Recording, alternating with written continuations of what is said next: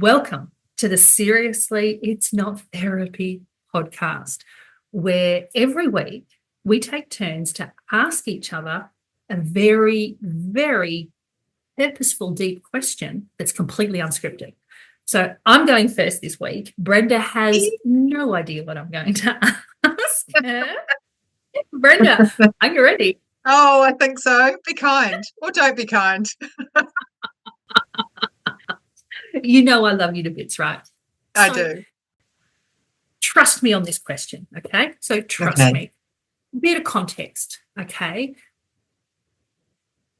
In terms of manifesting, I've had really great success in the past using a very specific technique. The last couple of times I've tried it and used it, I haven't got the results that I've had previously. So in the past, I've manifested a new job at lightning speed. I've manifested new love. I've manifested like phenomenal opportunities, and it works quite quickly. But when I've used it the last couple of times, I haven't had those same results. So it's got me thinking about manifesting, because there's one train of thought where people say you manifest it once, you put it out there, you trust that it's going to happen. If you keep tapping away at it and tapping into it and doing these weekly things, because I've got girlfriends that do that, right? The thinking is that you're not trusting that it's going to happen.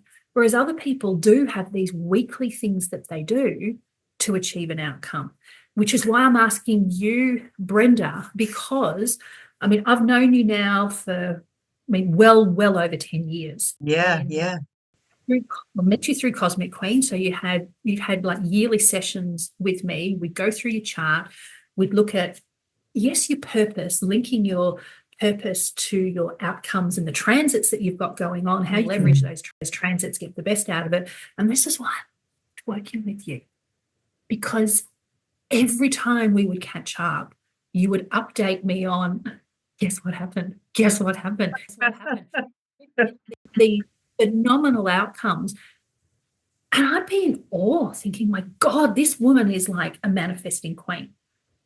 So what I want to know from you is, when you're manifesting something big, like a big outcome, right? Do you do it once and then let it go? Do you do something weekly? What is the one big, what technique works?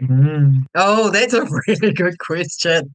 Oh my gosh. Well, there's lots of things I do, and I do have a technique. But first, can I just say that I actually keep a gratitude journal every morning. And I know that lots of people do that, but I'm massive on, as much as I can, keeping myself in a good space. And there's always, always, always something to be grateful for. And I always jump in when there's ever an opportunity to share gratitude, because it gets it out there to perhaps one more person who hasn't tried it yet. So it absolutely works on a day-to-day. Keep that good stuff, keep focusing on the good stuff. And I also know that what we focus on grows. So I've done enough study to know that. But if I look at a specific technique, it's actually one you shared with me. And it was, this would have been, I was working in recruitment. And so it would have been 10 years ago. It would have been 10 years ago. Anyway, and at the time, the market was tough and I wanted to attract candidates. And so you did this process with me, and it stuck with me. So I went on to record it myself. And one of the things that I know you have to do first is get really clear on what it is that you want to manifest. I don't know about anyone else or you, but I've made mistakes in the past where it's like, oh, I didn't think to include that in the list, you know. So yeah, and I can't think of an example off the top of my head, but there's some really funny stuff when I think about it. So the first thing is, I will write down. That's my style, not everyone's, but I'll write down what it is that I want to attract. And then what you did is you took me through this meditation where I imagined a copper coil, a magnetic coil in my heart. And the magnetic coil grew bigger and bigger and bigger. And it was me putting out there what it was I'd written down. And then that was reaching those people. And the third part of that process was that as it reached them, I saw light bulbs going off. And that might be throughout the country, throughout the island, throughout the globe, whatever. But I'd see these light bulbs going off. So, one, I got really clear. Two, I felt that magnetic energy and I can amplify. I've been told by healers in the past when they ask me to push my energy out that it's big. And then the third one is just getting that little dopamine hit, I suppose, that little, oh, I've reached them. And it works. It works. And it's interesting that you mentioned, do we do it all the time? Do we do it once and put it out there? I'm a mix of both. It depends how I'm feeling because it can put me in a really nice space. So, sometimes I'll do it just because I want to manifest a smile on my grandchild's face today. It might be something really tiny, or it might be that I actually do need to seriously manifest a chunk of money to pay for a bill, whatever. Okay, Can so be let's anything. because that's a really, really good point. So when you want to manifest a big chunk of money, in your Yeah, words, yeah. what's the specific technique that you use for that? Because I know you've been able to do that and do it quite easily, to be honest.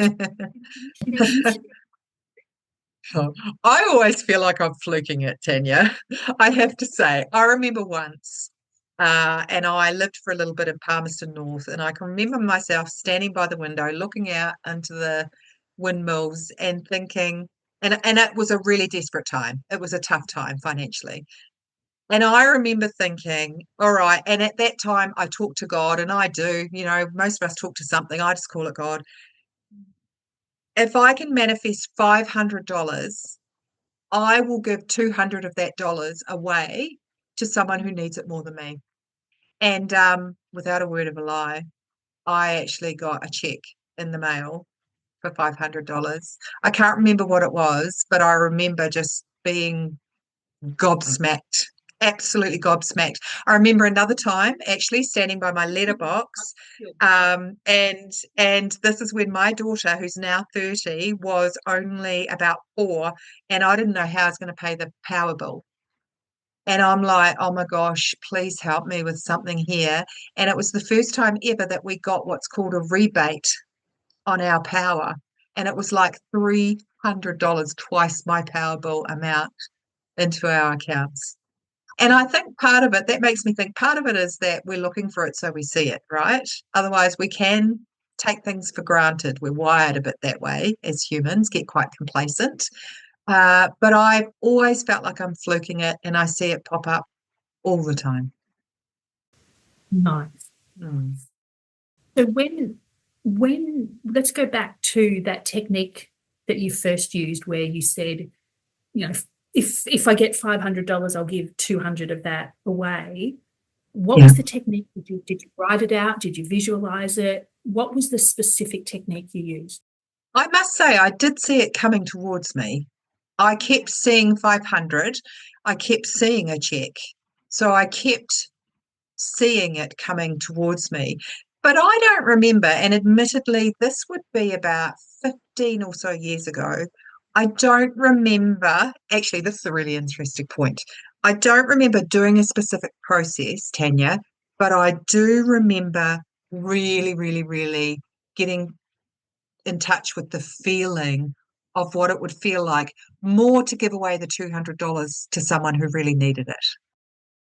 Oh, wow. Okay, nice. So it's almost like I took myself having to receive out of the picture and made it more something that I find more natural, which is giving and helping someone else. But I remember feeling of what it would feel like. And it's funny because I follow Dr. Joe Dispenza a lot, and he talks about that, actually getting into the emotion and feeling it throughout your body. Oh my gosh, you're showing up card. What is it? It says purpose. Can you see that? Lift it up a little bit. I can see the top, but not the bottom. Ah. Oh, Yeah, so purpose up the top, master teacher, yeah. which I called before our podcast today. I'm like, what do we need to support this podcast? And that's purpose. Ah. What you just shared with your technique. A couple of interesting things that I heard is that you visualized it. but you visualize the money coming to you, and you did that constantly, but you visualized it in the form of a check. So Yeah. it wasn't a win somewhere. You visualized it specifically as a check. Yeah. And then you visualized all of that coming through. So you were very clear on that. But then you flipped it and you focused on how good it felt to give that other money away. Yeah. So it was still steeped in that feeling of this is what it's going to feel like, this is what it's going to look like for the money to come in, and this is how I'm going to feel when I give that money away. Really interesting. That's quite some time ago now, though. Yeah. Yeah. I know you've manifested a lot in between and since. Yeah. Uh-huh. Similar technique, same technique, or do you do anything different now? Oh, look, I absolutely use that technique that I talked about when I was in recruitment. So that real getting clear about what you want, seeing this, the magnetic coil grow as big as you want, and then seeing those light bulbs.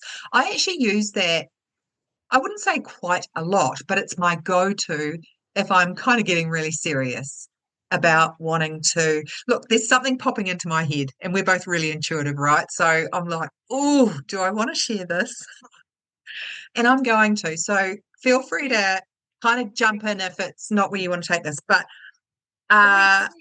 Delete. yeah, delete, go back. I separated nearly 3 years ago now. I can't believe where that time's gone, but that's fine. And I was in pain. I absolutely adored my man. I was in love, and it came out of the blue for me. It was his choice. And I remember talking to my business coach at the time a couple of weeks later and telling her through tears what had happened. And her first comment to me, Tanya, was, "Wow, Brenda, that's a pretty big manifestation." And what she did for me, because what had happened is he'd had a massive quad bike crash probably a year and a half earlier and was very injured, had a brain injury. And, the relationship, there were moments that it wasn't great. And yeah, maybe we should have stopped sooner. But she said, you would never have left him after that accident. Oh. And the really nice thing for me is she took this heartbroken soul and Mm, she gave me some power back mm, by way of, oh, I had something to do with this. I manifested this. So it can be looked at from so many different angles. It can empower us and it can actually put us in the driver's seat of becoming more conscious around, well, what am I thinking? What am I imagining? What do I want? Oh my gosh, I'm thinking about something bad happen. Oh, I don't want to manifest that. Change it. So that was a really interesting time for me too. I thought, wow, this woman is so on the same page as me. yeah, it's really So it's not interesting. always good.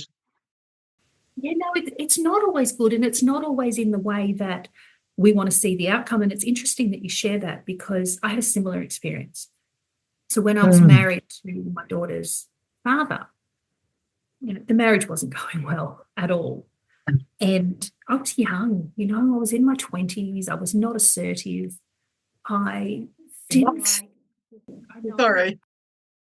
I know, I know. It's like, it seriously feels like sometimes it was a different person in some way Yes. Yes. that I Yeah. couldn't speak. Um, and I was really close to his family, his parents, and I couldn't imagine myself saying, I'm leaving because A, it's not a happy marriage, and B, like we just didn't have sex. Like that's not a Mm. marriage. Mm. There's feeling that. And I remember, like, I'm not a religious person at all. Like, I don't go to church, very spiritual person, but not religious person. But I remember at the time praying and praying and praying and praying, get me out of this marriage, but get me out in a way that's, I've got an excuse. And I remember specifically that I've got an excuse to leave this marriage. Wow. Ouch. I don't know Ouch, what's coming. ouch is But an do tell. understatement.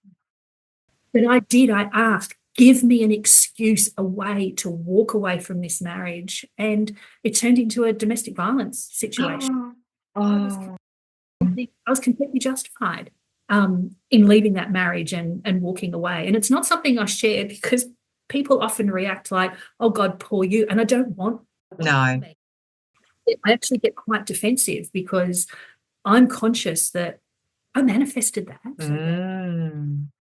I could walk away. I had an excuse to all the family. This is what he did. Yeah. I can walk away from that marriage. And my life, it just leaps and bounds after that. Yes, there would have been, some unless he had those traits in him, it couldn't have happened. Yes, there was elements of where he was controlling and there would have been narcissistic tendencies, all of those things. So as soon as you're an empathetic, person, unless you're aware of that, you can attract it. So that wouldn't have happened unless he had those tendencies, but that sort of ended the marriage and let me leave and walk away. Yeah. So you're right. We have to be really careful around the wording that we use when we manifest. So that's a really, really great reminder to be really, really specific around how we want to feel with that outcome.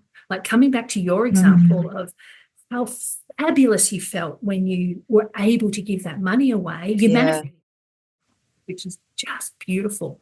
Just beautiful. And look, the reason I'm asking you these questions, Brenda, which I did sort of, give a hint to at the start, is that some techniques have worked for me, some techniques have not worked for me. And I've been looking at, do I do it once? Do we do it multiple times?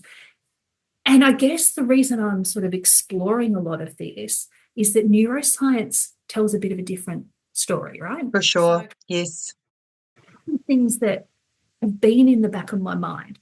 First one being Andrew Huberman, who's just the most phenomenal neuroscientist. He's shared this great information about this. It's a structure in the brain that's called the anterior mid-cingulate cortex. Now, that's one hell of a mouthful, right? Those cortexes. I know, and there's so many of them, and I'm no neuroscientist. But what's really fascinating about that part of the brain is that there's two things. Firstly, when we do something that we find, really stressful, really out of our comfort zone, like really out of our comfort zone, it's not just pushing yourself a bit harder at the gym. It's actually doing something that you don't want to do. Really testosterone pours into the amygdala, and it gives us that endurance, that resilience. It strengthens that part of the brain, because when we think of the amygdala, the fight or flight, blah, blah, blah, blah, blah, but it also underpins how we learn as well. Like there's so much to that. Oh, there is. When we push ourselves to do something that we really don't want to do, and this is linking to a new aspect of a business that I'm wanting to develop, and I know that there's things I have to do for the business to grow, and when I think about those things, I don't do them. And naturally, I'm not good at doing it right. And so I keep telling myself that the anterior mid-cingulate cortex will grow if I push myself, because that part of the brain gets bigger when we do something scary and that we don't want to do. And what's really interesting is that the anterior mid-cingulate cingulates, I can't even get my mouth around it, cortex is small in obese people. So if you from a dieting exercise perspective, people that don't push themselves, that there's no willpower to cut back on eating or push themselves to exercise, that part of the brain is quite small. But in athletes that really push themselves, it's really big.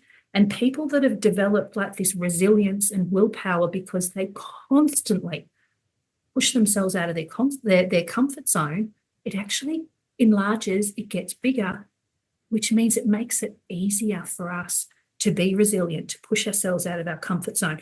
So that's sitting in the back of my mind. And then the other thing in the back of my mind is the work that's been done by a Harvard professor, Dr. Alvaro Pascual Leone.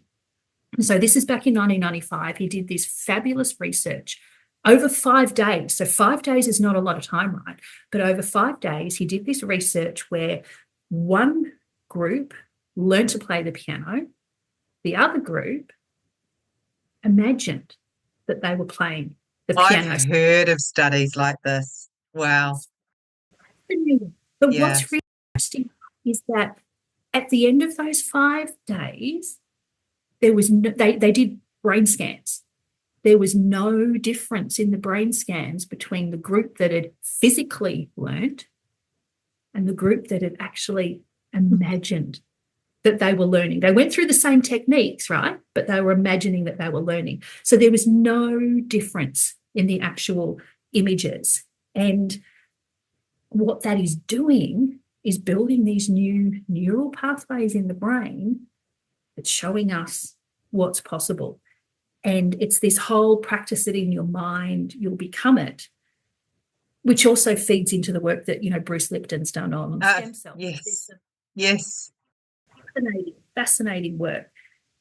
It means that we have the capacity and the power within our brain, like if we think about neuroplasticity, to create new neural pathways. We can reinvent, we can change habits. Like our capacity is quite huge, which is why I've been thinking about manifesting from the perspective of, do we do it once? Do we do it weekly? That's why I wanted to know what you do, because I don't know anyone that's manifested the outcomes that you've manifested. Like, no, but you've done it. I have to say something. Let me jump in. When you were sharing that, I remember learning that a while ago, and reading and hearing about studies where you visualize it or imagine it. And I have been guilty, and I'd just laugh my socks off if you'd ever done this, of imagining myself exercising.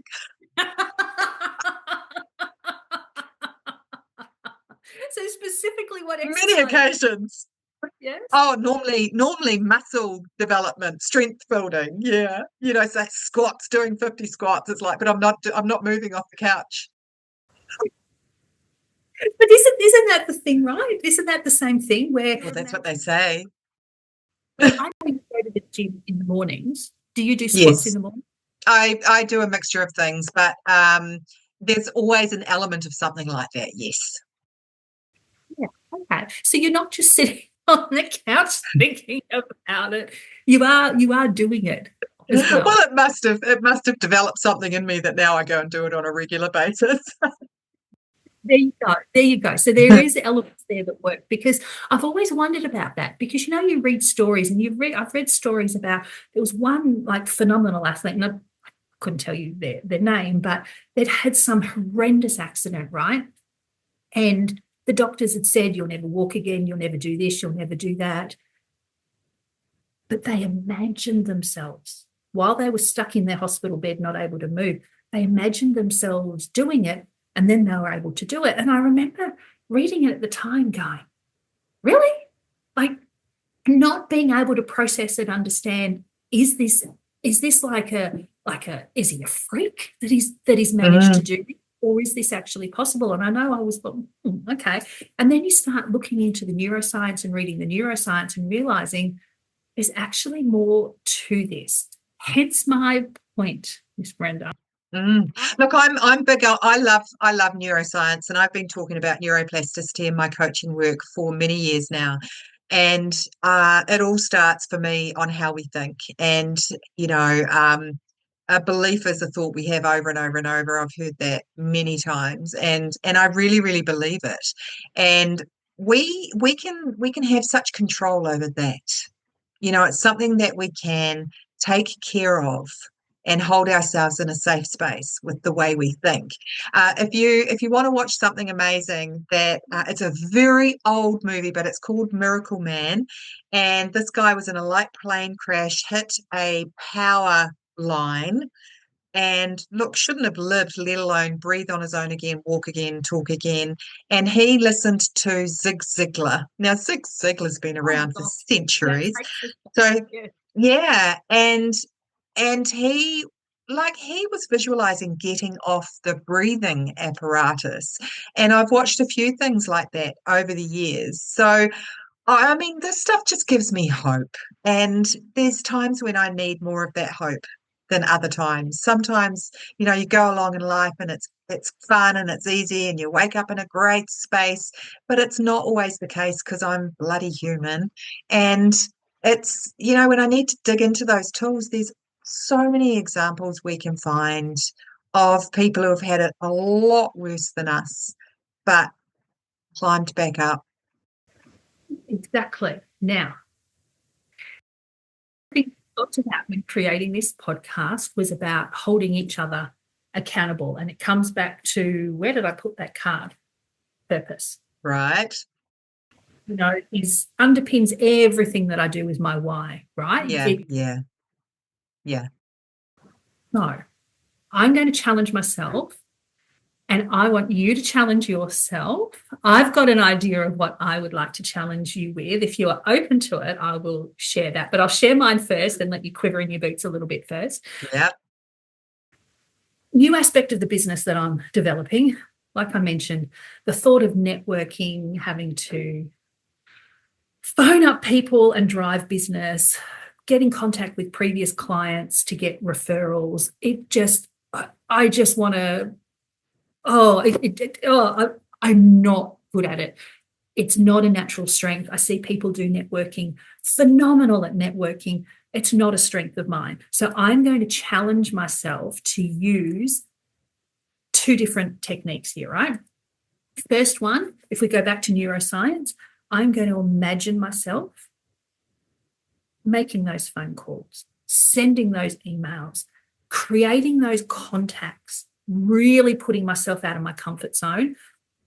Before I even do it, I'm going to give myself a couple of weeks to every day, I'm going to write out a sequence and I'm going to imagine the sequence, those things that I'm going to do.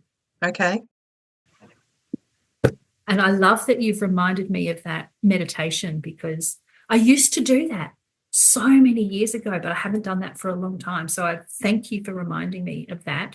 I'm going to do that meditation as well and imagine reaching out, getting new clients for that different part of the business. So this is not Cosmic Queen related. It's a completely different part of the business that I need to grow. So I'm going to do those two things, and then we can report back in, and maybe in a month's time, and I can let you know how I've gone. I've got an idea of how I'd like you to hold yourself accountable for a different outcome. As you say that, I think my throat is jumping into my chest and I'm feeling all, what's coming? Because we've had conversations last weekend when we were thinking about doing this podcast, and it's completely unscripted. I know that, but I know how you. That's why she's scared. But you do know that I love you to bits, right? I do.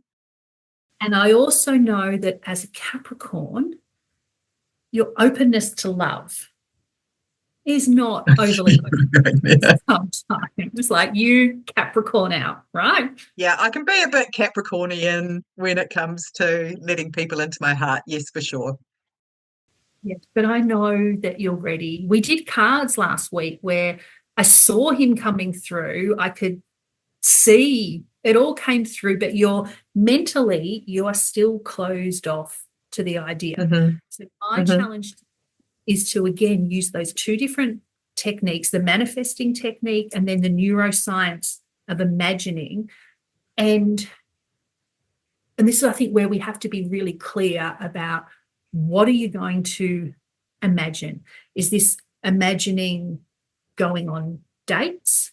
Imagining having flirty little text messages? Is this imagining actually wanting to dress up for a date because you're wanting to see this guy again and really making an effort? Let's get really clear on what we can imagine. My gosh. Headspace. So it's really interesting because as you say those things, I'm like, oh, hell no. However, delete. Sorry. Yeah. No. I what I can imagine though, as I sit here and I'm kind of what could I do with this, is I can imagine the feeling of just attracting and going, oh, there he is. And I'll tell you why. And it must have been because we were having that conversation when I visited you, because I had a dream. And I've done this has happened before, but I probably shut it down. So I had a dream Probably. that What was I met a guy. I met a guy, and I can't remember how I met the guy. I just remember that he was tall and gorgeous, and we went back to his environment. There were lots of people around, and then the next day, Oh, so yeah. goodness Oh, knows yeah. what happened there. And we were Now walking down the road, and we bumped into my parents, and it's like, oh, this could get embarrassing, and then I woke up. right. But it has stuck with me. The feeling has stuck with me because it was so lovely. Like if I had to describe him, he was kind and lovely. And so I think, yeah, so that's the sort of I think I feel quite comfortable playing with that. Play with that and play with, yes, he's lovely, but because you know he's lovely and he's kind, start imagining preparing for a date, Mm, maybe inviting him over for dinner and imagining what it's going to feel like to bring him into your space, cook dinner for him. Start to really imagine some of those specifics that maybe, like right now, are a little bit uncomfortable for you. well, thank goodness for Uber Eats because I don't cook. He has to either love cooking or like salads. That's fine. That's Anyway, fine. I'm getting, but I'm really happy to play with this because it's been a long time, and Yeah. yeah, I'm really comfortable on my own. But to, it'd be really fun to have a go at manifesting something specific again. And I too, I'm quite willing to report back in a few weeks and let you know how it's going. Have you got cards there? I've got cards here too. Should we both shuffle? Uh, Here, actually, no, Ooh, let me do these I'm ones. shuffling. So let's just pull a card in regards to what's going to help. Okay. The way What I do go is I'm waiting for something to fall out. Oh, yeah, there we go. Oh, oh. all right. That's What you get? nuts. What you I get? had two. I had two Yeah. turn over at the same time. The first one I saw was celebration and joy guides, but then sitting just behind it is partnerships and love. Oh, I love it. I love it because that card, the partnerships and love, and the so what's the is it which guides underneath? Nature spirits is that one. Yeah. So what the meaning of that card is that you've got a whole heap of helper guides in the background I do. lining up so that you guys will meet at some stage. Mm, I love that card. That card is basically mm. it's set in motion, but you can speed things up by doing the neuroscience activities that we You spoke about. cannot script that stuff, right? I Not mean, script. that's just mind blowing. Tell me Yes. what yours is.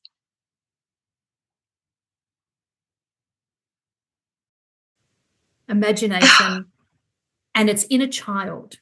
So this Yeah. one is a really good reminder that, and this is what I do actually. So when my lizard brain gets set off by something, the only way I can, step over that hurdle is I have to make it fun and I have to make a joke out of it. I make a joke out of it. I'm then acknowledging my lizard brain and I'm able to shut that down and see past it. And so this is a reminder for me that the things that I need to do to grow this part of the business are so outside my comfort zone, really Mm.